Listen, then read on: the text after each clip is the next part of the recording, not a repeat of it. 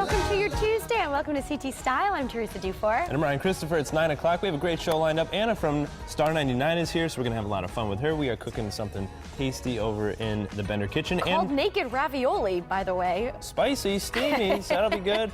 Plus, we are talking all about political etiquette. So that's with a the touchy presidential one. race. Some do's and don'ts with our friend Karen, who'll be on shortly. Yeah. But here's what's brewing today. So caffeine consumption, not as bad as you might have thought. It seems that in older women, it might reduce the risk of dementia. According to a report in the Washington Post, a significant relationship was found between the two. The women in the study who drank more than 261 milligrams of caffeine per day.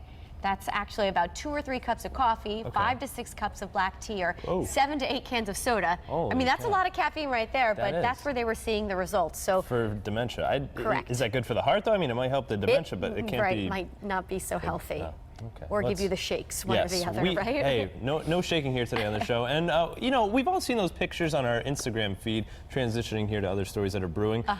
You know, those really tasty meals. Some people out there have in the past used the hashtag, do we dare to say hashtag food porn? That's what they call it these days, apparently. Well, according to the new British survey, we spend more time looking at food on Instagram than we do cooking it. The survey found... So look at that donut. Right, see, your mouth is watering right over here. Yeah, the survey found that people spend 5 hours a week looking at pictures of food on Instagram and just 4 hours preparing meals. And 52% of those surveyed say that they would rather watch cooking shows than actually cook. Because you don't have to clean up afterwards. That makes sense. I mean, you don't get to eat it either, but I guess it's less of a hassle. I'm surprised that you're saying this. It gives you good ideas as to what to make, True. I suppose. But I feel like you would be in the opposite perspective here, because you're like the Julia Childs of 2016. You're like always cooking on the go. You're always cooking. You think Come that? on. I don't know. Yes. I try to make dinner at night so my family doesn't starve. But that other counts than for that, something, right?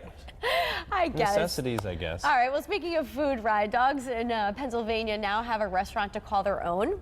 We said dogs. Oh, okay, dogs. Yeah, Bain and Vader's opened its doors on Saturday. It's a drive-through restaurant just for man's best friend. Look at that. How adorable is that? So owners can pick out from various meats, vegetables, and fruits for their dogs, as well as add a few items for taste and preference. Fine dining there, a little salt and pepper, I don't know. Yeah. Do you think the dogs mind?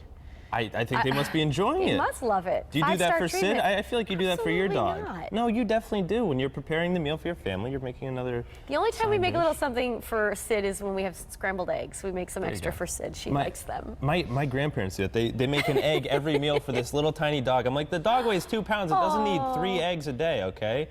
It's not bodybuilding. It is cute. That's sweet. Yeah. All right, here's another story that is brewing this morning. According to a new survey, women are more likely than men to snoop through a partner's phone. Don't look at me. In the survey, 27% of women admitted they checked their partner's phone compared to 21% of men. Well, what are they looking for? I don't know. What could it be? The rate is highest among women between the ages of 30 and 44, and a whopping 36% say they admit to peeking regularly. And the survey also found that men are more likely to have something on their phone that they don't want their partner to see. Well, 11% of women say that as well. Well, if men didn't have anything on the phone, then women wouldn't want to be looking through it. I understand that, but think, let's go back a few years. When you were a young girl, did you have a journal? Like a diary, I guess, like an elementary school, diary. Sure. Yeah. Today I was the prom queen. Dear diary, Teresa Dufour. Yeah, but I kind of look as a guy. That's where all of your stuff is. Your text messages. It's your life. I get it. It's not necessarily a bad thing. Like if I'm not hiding things, but it's my stuff. You know, I don't go through your phone. Feel like it's a violation. I get it. Well, there was that one time I wasn't supposed to talk about that. But, I mean, I think if there's like a passcode and your partner doesn't know that, it's a little suspicious. Ah, okay. That's what I'm saying. Do you know Brandon's? Of course I do, and he knows mine. Oh, okay, all right. That's good. So, ever wonder what you should do with all that spare change you find in between the couch here? Do we have any on our white couch? Yeah. We'll have to look during a commercial break. But there's a man from North Carolina who's opted to pimp his ride with pennies. So when Larry Hall, he drives his 2000 Chevy Blazer, he turns heads because he literally put pennies on the exterior of his car. He glued them on? 51,300 pennies. So clearly the pennies are worth more than the car. It took him about 7 weeks. He spent 6 to 7 hours a day. My question is, though, I mean, this guy is pretty inventive. Who has time for this? Ain't nobody got time for that. This guy, apparently. But, I mean, think about it. It's like the only car that left a lot and didn't devalue. Maybe he could sell it on Craigslist for more, make a little profit. Can he drive it? Yeah, it's drivable. That's very interesting. Maybe we can do that to your whip. What do you think? A little cruising back to I don't have enough Middlebury? pennies for that, I don't think, but right. that's interesting. Yeah. Interesting video. All right, so you got to taste some pretty good soup yesterday on the menu. Yeah, when you think fall time, no better time for soup. So we went over to Hamden to check out the Soup Girl, and boy, was it tasty. Take a look.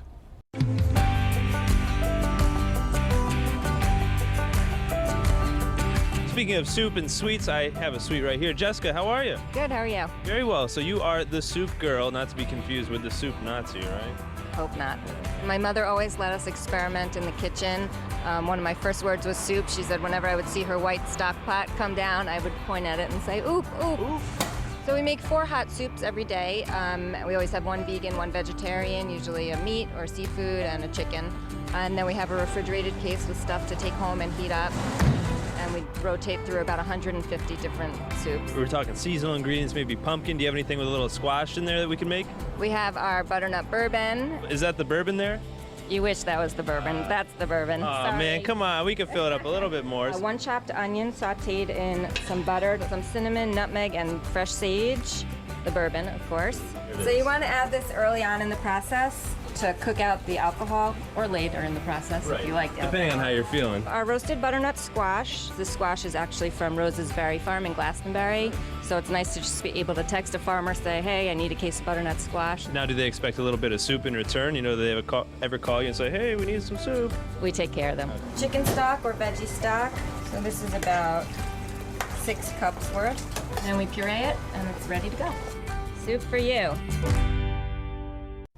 Well, you enjoyed it. Very tasty. Did you bring any back? Well, I did. I don't know where And you it went. ate it all.